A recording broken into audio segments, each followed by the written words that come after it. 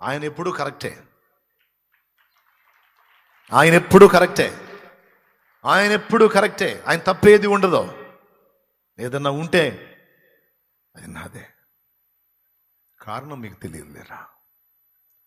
దావీదుకు సహాయం చేయుటకు దావీదు ఎవడు అన్నందుకు నాబాలుని తెల్లారేసరికి చంపేశాడు రా.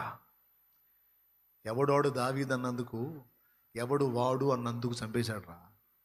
అలాంటోడు వీడు చీపో దుర్మార్గుడు అని రకరకాల మాటలు వేసి తిడుతుంటే వాడికి ఏమీ కాలేదంటే అవకాశం ఇచ్చాడు రా, అవకాశం ఇచ్చాడు. పర్వాలేదు.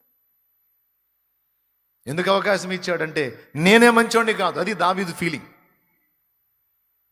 కారణం తెలుసుకున్నాడు, పశ్చాత్తాపడ్డాడు. కనీసం వాడు నన్ను తిడుతుంటే దాన్ని బట్టి ఆయనకి జాలి వచ్చిద్దేమో, తిట్టనియండ్రా, వాడిని ఆపకండ్రా అన్నాడు.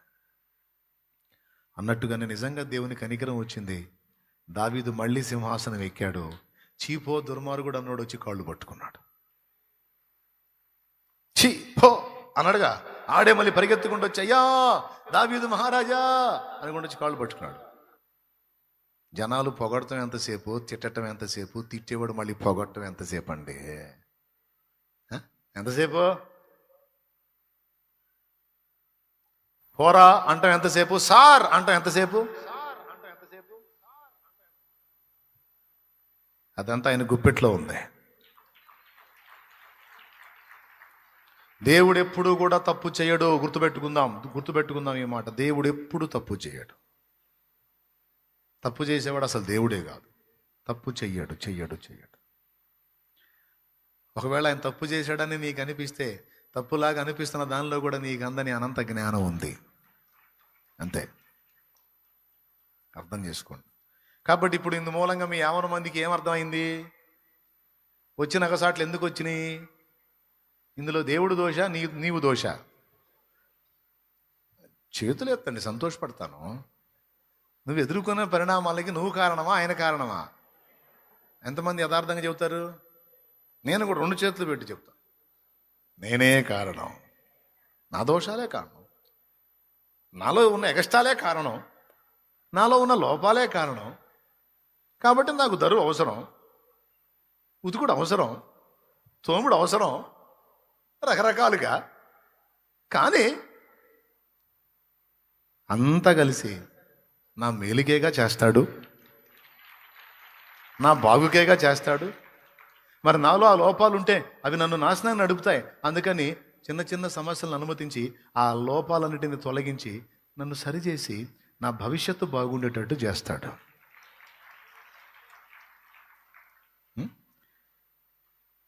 ఒక భక్తుడు పాడేదా? వద్దులే, కందరాడు ముగించుకుందాం ఈరోజు. నా మార్గములను మెళకువగానే కాచుకొనుచునే నడచితినయ్యా. అర్థం పట్టుకోండి, పాటలు అర్థం పట్టుకోండి.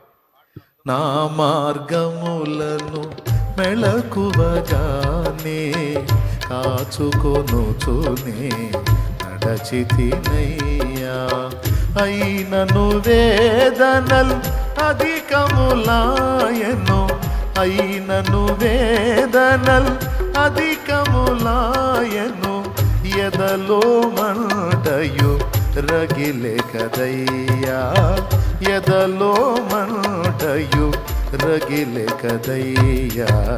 రేయింబవలు నాయార్థధ్వని నీ సన్నిధిలో వినపడుచున్నది.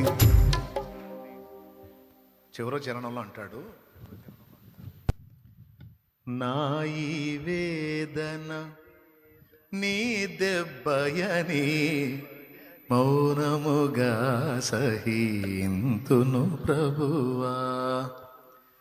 నా ఈ వేదన నీ దెబ్బయని మౌనముగా సహింతును ప్రభువా.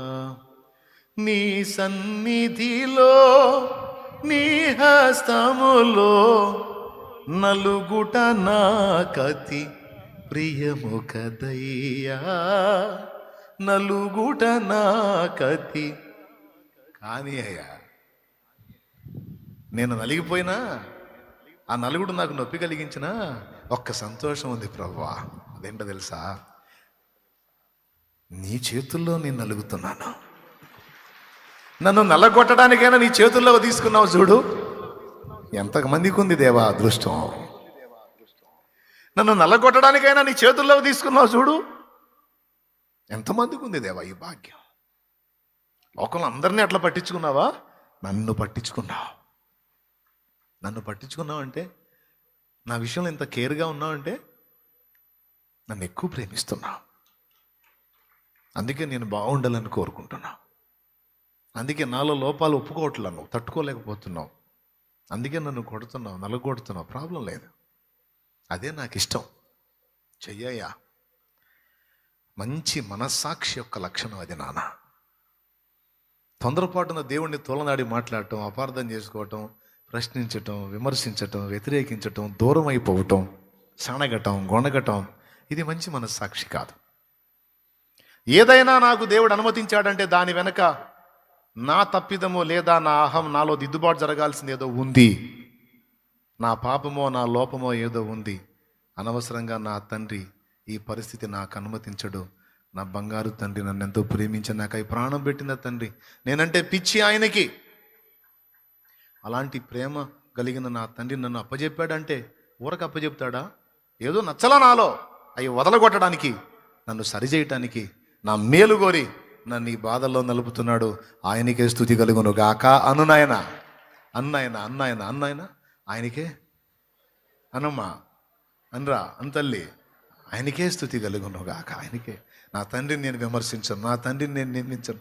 నా తండ్రి ఏ పరిస్థితి నాకు అనుమతించను, అందులో సంపూర్ణ న్యాయం,